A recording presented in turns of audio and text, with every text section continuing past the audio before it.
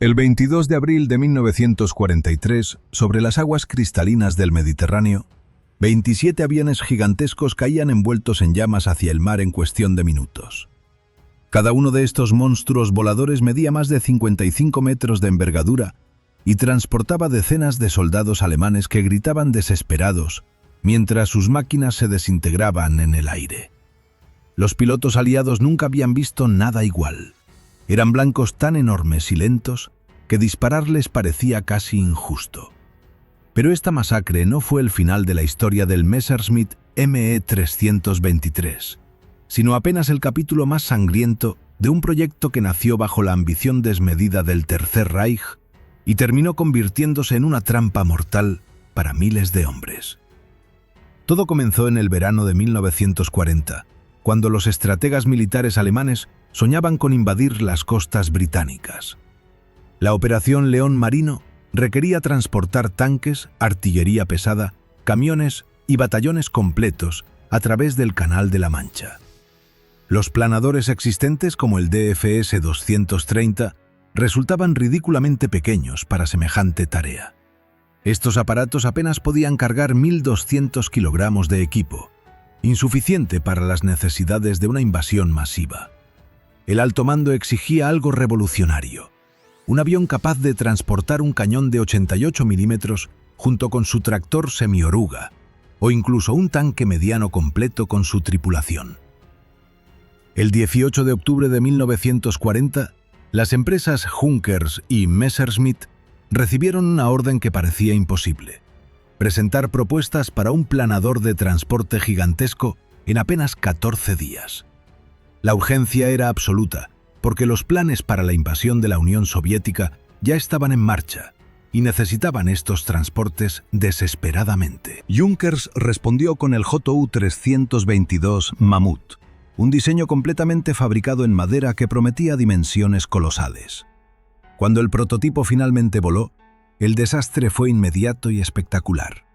La enorme estructura de madera demostró ser completamente inestable en el aire, balanceándose peligrosamente de un lado a otro como un borracho gigante.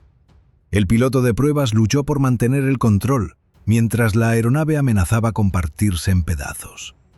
Después de aterrizar milagrosamente sin estrellarse, los ingenieros cancelaron el proyecto de inmediato. La madera de alta calidad necesaria era imposible de conseguir en cantidades suficientes, y el diseño había fracasado rotundamente. Messerschmitt tomó un camino diferente con su propuesta ME-261W, que pronto sería renombrada como ME-321. Los ingenieros diseñaron un planador absolutamente colosal, con una envergadura de más de 55 metros, capaz de transportar hasta 200 soldados completamente equipados o 23 toneladas de carga. Para poner esto en perspectiva, podía llevar dentro de su vientre metálico un tanque Panzer IV completo o varios vehículos blindados simultáneamente. Las dimensiones eran tan absurdas que muchos ingenieros dudaban que semejante monstruo pudiera siquiera despegar del suelo. El problema del ME-321 se hizo evidente en cuanto intentaron hacerlo volar. Necesitaba ser remolcado por 3 cazas Messerschmitt Bf-110 volando en formación especial, y aún así requería cohetes de asistencia para el despegue. La configuración era una pesadilla logística y extraordinariamente peligrosa. Los 3 aviones remolcadores debían sincronizar perfectamente su potencia y velocidad. Cualquier error mínimo podía resultar en cables rotos, colisiones aéreas o peor. Durante una de estas operaciones de remolque múltiple, ocurrió lo impensable. Los cables se enredaron catastróficamente en pleno vuelo, arrastrando a los 3 Bf-110 y al gigantesco planador hacia una espiral mortal. El accidente resultó en la peor catástrofe de aviación registrada hasta ese momento de la guerra, con decenas de tripulantes muriendo instantáneamente cuando las 4 aeronaves se estrellaron contra el suelo, convertidas en bolas de fuego retorcido. Los ingenieros alemanes se enfrentaban a un dilema terrible. Habían construido 200 de estos planadores gigantes, pero resultaban prácticamente imposibles de operar con seguridad. Alguien en el departamento de diseño tuvo entonces una idea que cambiaría completamente el proyecto. Si el problema era remolcar este monstruo, la solución era convertirlo en un avión autopropulsado. Así nació el concepto del ME-323 Gigant, el avión de transporte terrestre más grande jamás construido durante la Segunda Guerra Mundial. La transformación del planador ME-321 en un avión motorizado presentaba desafíos que parecían insuperables. Los ingenieros de Messerschmitt necesitaban instalar motores lo suficientemente potentes para elevar más de 50 toneladas de metal, madera y carga hacia el cielo. Pero existía un problema crítico. Las fábricas alemanas ya trabajaban al límite de su capacidad, produciendo motores para bombarderos y cazas. Cada motor disponible estaba destinado a la producción de guerra prioritaria, y desviar recursos hacia este proyecto experimental había causado retrasos inaceptables en otros programas vitales. La solución llegó desde un lugar inesperado: Francia ocupada. Los almacenes franceses guardaban miles de motores radiales Nomron 14N, fabricados antes de la derrota, motores que ahora no tenían ningún propósito para sus creadores derrotados. Los diseñadores decidieron instalar 6 de estos motores franceses en el Gigante, 3 suspendidos bajo cada ala en una configuración que nunca antes se había intentado en un avión de transporte. Cuando el primer prototipo motorizado rodó fuera del hangar, los observadores quedaron boquiabiertos ante la visión surrealista. Parecía una ballena voladora con 6 aletas giratorias, un monstruo que desafiaba todas las leyes conocidas de la aerodinámica. El fuselaje medía 28 metros de largo y más de 10 metros de alto, construido con tubos de acero recubiertos de tela y madera para reducir peso. Las alas extensas estaban fabricadas principalmente de madera forrada con tela, haciendo que la estructura completa fuera increíblemente vulnerable a cualquier tipo de fuego enemigo. Los primeros vuelos de prueba revelaron problemas alarmantes que los ingenieros intentaron desesperadamente resolver. El avión respondía con una lentitud exasperante a los comandos del piloto, como si peleara contra cada maniobra. La velocidad máxima apenas alcanzaba 280 km por hora en condiciones ideales, convirtiéndolo en el transporte más lento del arsenal alemán. Cualquier caza enemigo podía alcanzarlo fácilmente y mantener el ritmo mientras lo acribillaba con balas. Para empeorar las cosas, el sistema de aterrizaje heredado del planador original era completamente inadecuado para un avión tan pesado. El ME-321 usaba un tren de aterrizaje desechable que se desprendía después del despegue, pero esto significaba que cada aterrizaje se realizaba sobre patines, destrozando el fuselaje gradualmente con cada operación. Los ingenieros trabajaron febrilmente para diseñar un tren de aterrizaje permanente lo suficientemente robusto para soportar el peso monstruoso del avión cargado. Instalaron enormes ruedas múltiples que parecían pertenecer a un vehículo terrestre más que a una aeronave. Incluso con estas modificaciones, despegar con carga máxima requería el uso de cohetes de asistencia Walter HWK-509-504 que proporcionaban empuje adicional durante los primeros segundos críticos. Sin estos cohetes, el avión simplemente no podía abandonar la pista con 12 toneladas de equipamiento militar en su interior. La tripulación típica consistía en 5 hombres aterrorizados que sabían perfectamente que volaban en un ataúd con alas. 2 pilotos luchaban constantemente con los controles pesados, mientras un ingeniero de vuelo monitoreaba los 6 temperamentales motores franceses que constantemente amenazaban con fallar. 2 artilleros más completaban la tripulación, encargados de manejar las ametralladoras defensivas instaladas apresuradamente en posiciones estratégicas. Las primeras versiones montaban múltiples ametralladoras de 7,92 milímetros, pero rápidamente quedó claro que este armamento era patéticamente inadecuado contra cazas modernos que atacaban a velocidades superiores a 500 km por hora. Las versiones posteriores intentaron mejorar la defensa instalando cañones de 20 milímetros en torretas dorsales HDL-151, armas tomadas directamente de bombarderos derribados y aviones dañados. Estos cañones ofrecían mayor alcance y poder destructivo, pero apuntar desde una plataforma tan inestable y lenta resultaba casi imposible durante un combate real. Los artilleros debían predecir la trayectoria de cazas enemigos que se movían 3 veces más rápido que su propio avión, una tarea que requería más suerte que habilidad.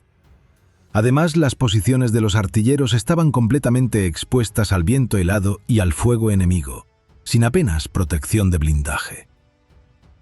Para el verano de 1942, la producción del ME-323 alcanzaba ritmo completo a pesar de todas sus deficiencias obvias.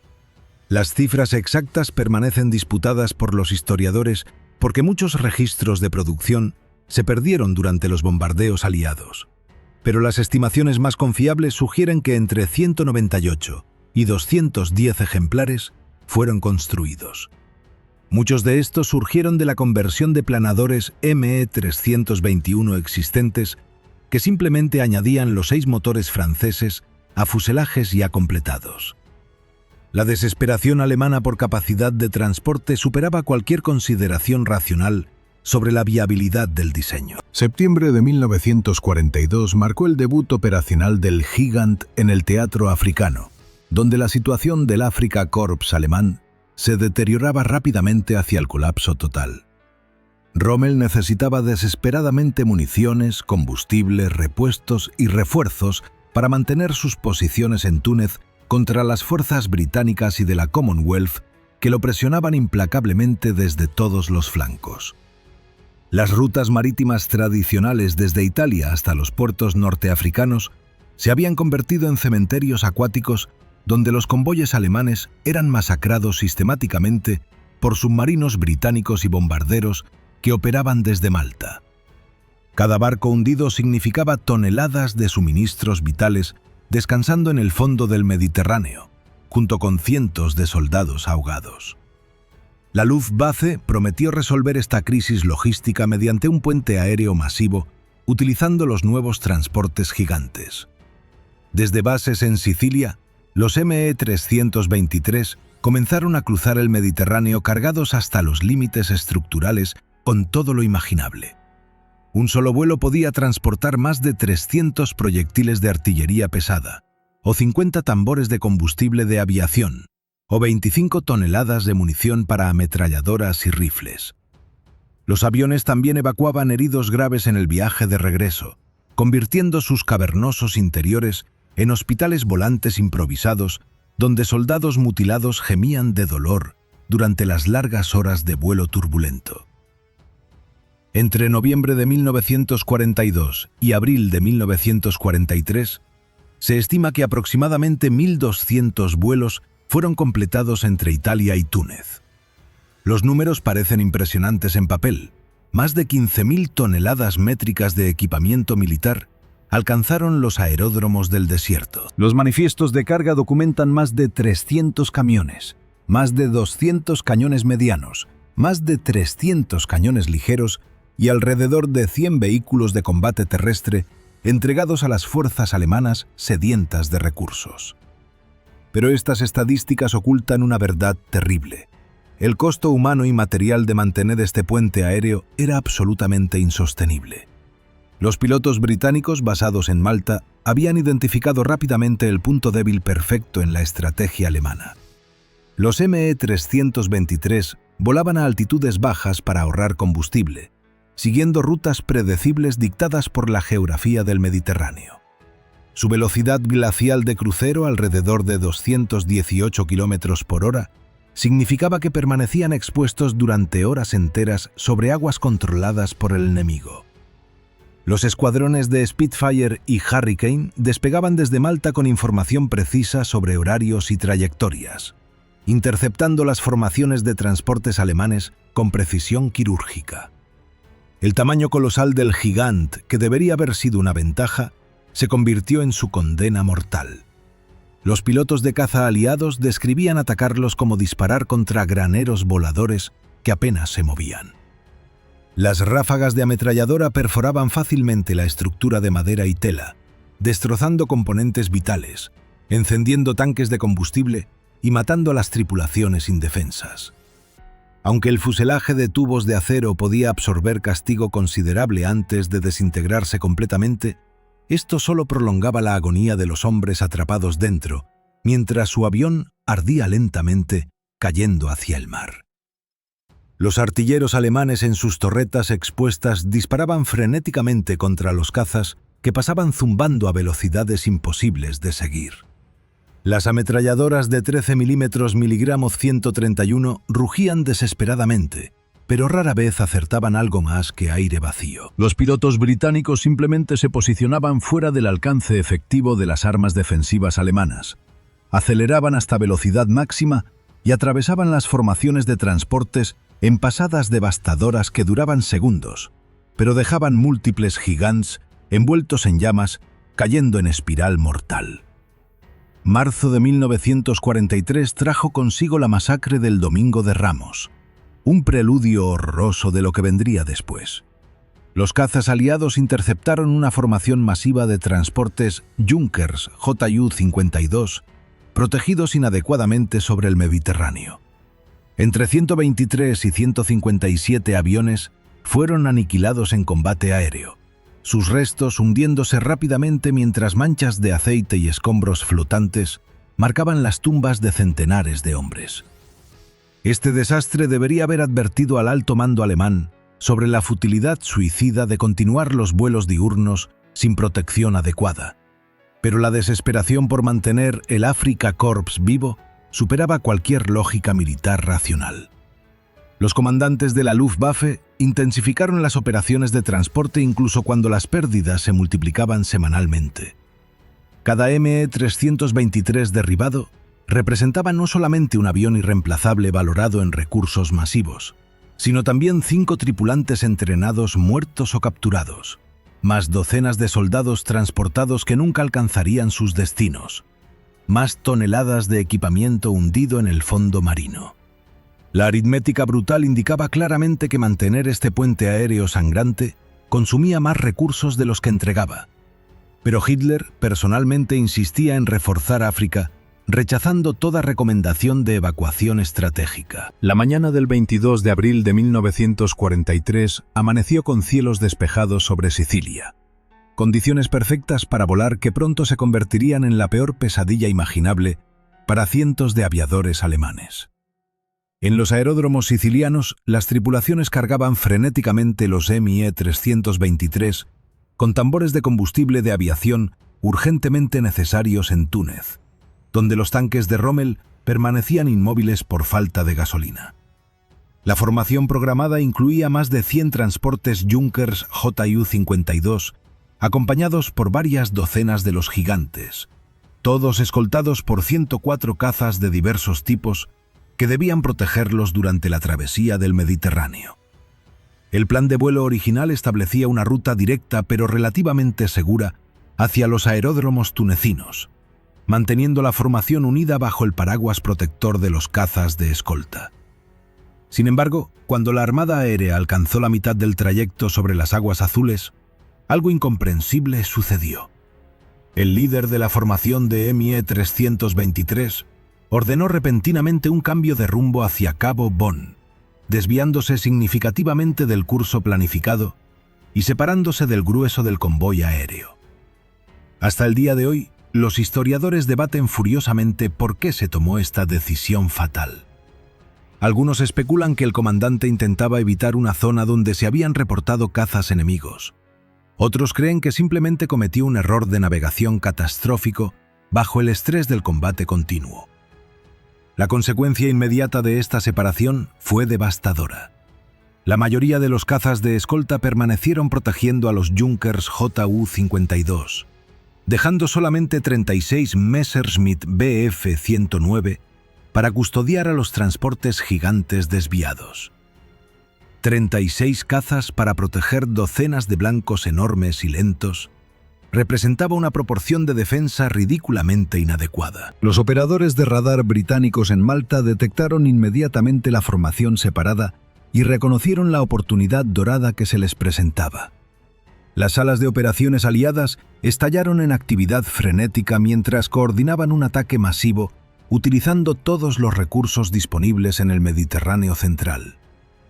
La Fuerza Aérea Sudafricana despegó 38 cazas P-40 Warhawk, sedientos de sangre, uniéndose a escuadrones completos de Spitfire británicos y polacos que convergían desde múltiples direcciones. Los pilotos aliados habían estado esperando exactamente esta clase de oportunidad desde hacía semanas, y ahora volaban hacia el combate con una determinación asesina. Cuando las formaciones enemigas se avistaron mutuamente sobre el Golfo de Túnez, los artilleros alemanes en sus torretas sintieron el terror helado recorrer sus espinas al contar la cantidad abrumadora de cazas enemigos que se acercaban en picada mortal. Los 36 Messerschmitt de escolta intentaron valientemente interceptar la marea de atacantes, pero fueron instantáneamente superados en número y separados de los transportes que debían proteger. Los Spitfire más rápidos se encargaron de mantener ocupados a los defensores alemanes, mientras los P-40 Warhawk se lanzaban directamente contra los gigantes indefensos. Las ametralladoras de 13 milímetros en las torretas dorsales abrieron fuego desesperadamente, trazando líneas brillantes de balas trazadoras a través del cielo mediterráneo. Pero los cazas atacantes eran demasiado rápidos, demasiados y demasiado determinados. El primer ME-323 golpeado estalló en una bola de fuego naranja cuando las balas perforantes alcanzaron sus tanques de combustible sobrecargados. Los pilotos aliados observaron horrorizados y fascinados cómo el gigante ardiente comenzó a desintegrarse en el aire, pedazos de ala cubiertos de tela encendida desprendiéndose mientras el fuselaje caía girando locamente hacia las olas. Antes de que los restos del primero tocaran el agua, otros 5 ya estaban ardiendo. Los pilotos de los transportes maniobraban frenéticamente intentando evasiones que sus lentos aviones simplemente no podían ejecutar. Giraban pesadamente como ballenas heridas, mientras los cazas enemigos circulaban alrededor, disparando ráfaga tras ráfaga devastadora. Algunos tripulantes intentaron saltar en paracaídas desde sus aviones condenados, pero la altitud baja y la velocidad de caída significaban que pocos paracaídas se abrían completamente antes del impacto. El Mediterráneo se llenó de círculos concéntricos donde los gigantes golpeaban la superficie como meteoritos metálicos, hundiéndose rápidamente, arrastrando a docenas de hombres atrapados en sus entrañas retorcidas. El combustible derramado creaba manchas iridiscentes que se extendían por kilómetros, mientras los escombros flotantes marcaban las posiciones de cada avión caído. Los gritos de los supervivientes nadando desesperadamente se mezclaban con el rugido de los motores y el tableteo continuo de las ametralladoras. En menos de 20 minutos de combate absolutamente unilateral, 22 ME-323 habían sido completamente destruidos. 5 más lograron alcanzar la costa tunecina gravemente dañados, con motores humeantes, fuselajes acribillados y tripulantes heridos sangrando sobre los controles. Estos aviones maltrechos nunca volarían nuevamente, siendo canibalizados inmediatamente para repuestos o simplemente abandonados en los aeródromos del desierto. La masacre del Jueves Santo había aniquilado efectivamente la mayoría de la flota de gigantes operando en el teatro mediterráneo en una sola tarde sangrienta. Después del desastre del Jueves Santo, el alto mando alemán finalmente reconoció lo obvio. Continuar usando los ME-323 en el Mediterráneo equivalía a enviar tripulaciones directamente al matadero. Los supervivientes fueron retirados precipitadamente de África mientras Túnez colapsaba bajo el avance imparable de las fuerzas aliadas. Para mayo de 1943, el Afrika Korps dejó de existir como fuerza de combate efectiva, y con él desapareció cualquier justificación para mantener operaciones de transporte pesado en ese teatro. Los gigantes restantes fueron reasignados urgentemente al frente oriental, donde la Wehrmacht enfrentaba distancias aún más brutales y necesidades logísticas igualmente desesperadas a través de las estepas rusas interminables. En el este, los transportes gigantes inicialmente encontraron condiciones ligeramente menos mortales que sobre el Mediterráneo. Los cazas soviéticos estaban dispersos sobre frentes enormes y las defensas aéreas rusas carecían de la coordinación letal que los británicos habían perfeccionado en Malta. Durante los meses de verano, los ME-323 realizaron misiones de suministro hacia bolsas alemanas aisladas y evacuaciones masivas de heridos desde hospitales de campaña abrumados. Podían aterrizar en pistas de tierra improvisadas que destrozarían aviones más delicados, usando sus enormes ruedas múltiples para distribuir el peso sobre terreno blando. Sin embargo, el respiro fue temporal y engañoso. A medida que la Unión Soviética incrementaba su producción de cazas modernos y entrenaba pilotos más agresivos, los cielos orientales se volvieron progresivamente más peligrosos. Los Yak y LAGG soviéticos comenzaron a interceptar los lentos gigantes con efectividad creciente. Cada pérdida era irreemplazable porque la producción del ME-323 había cesado completamente. Las fábricas alemanas necesitaban desesperadamente su capacidad de manufactura para producir cazas defensivos contra los bombardeos aliados cada vez más devastadores que reducían ciudades enteras a escombros humeantes. Los gigantes supervivientes se deterioraban rápidamente bajo el uso constante sin mantenimiento adecuado. Los motores franceses Nom-Ron nunca habían sido particularmente confiables y ahora fallaban regularmente por falta de repuestos originales.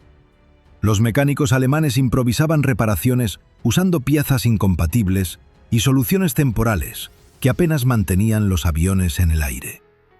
Las estructuras de madera se pudrían bajo la humedad rusa o se agrietaban por el frío extremo del invierno. La tela que cubría las alas se rasgaba dejando expuestas las costillas internas, reduciendo aún más la eficiencia aerodinámica ya miserable del diseño. Para principios de 1944, apenas una docena de ME-323 permanecían operacionales en todo el frente. Estos supervivientes realizaban misiones cada vez más arriesgadas, transportando suministros críticos hacia guarniciones cercadas que pronto serían aniquiladas de todas formas. Las tripulaciones sabían que cada vuelo podría ser el último, volando en máquinas decrépitas que crujían ominosamente con cada turbulencia. El miedo constante era que la estructura simplemente se desintegrara en pleno vuelo, sin intervención enemiga necesaria. El último ME-323 documentado fue derribado en julio de 1943, cerca de la costa italiana, por un caza británico Bullfighter, durante un vuelo de traslado. El piloto alemán intentó desesperadamente alcanzar aguas poco profundas para facilitar el rescate de su tripulación, pero el gigante herido de muerte cayó en aguas profundas del Mediterráneo, cerca de la Magdalena. Los 5 tripulantes probablemente murieron al impacto o se ahogaron atrapados dentro del fuselaje que se hundía rápidamente arrastrándolos hacia la oscuridad abisal. Durante décadas, este pecio permaneció olvidado bajo las olas, convirtiéndose gradualmente en arrecife artificial cubierto de algas marinas y corales coloridos.